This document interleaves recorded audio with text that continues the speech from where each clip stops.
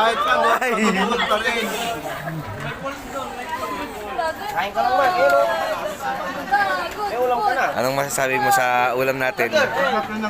Masarap yung nagluto. Anong masasabi mo, Sister Miriam, sa nagluto ngayong tanghali? Ayun, maraming salamat sa lahat ng pagluluto mo kahit na mainit dito sa lugar natin.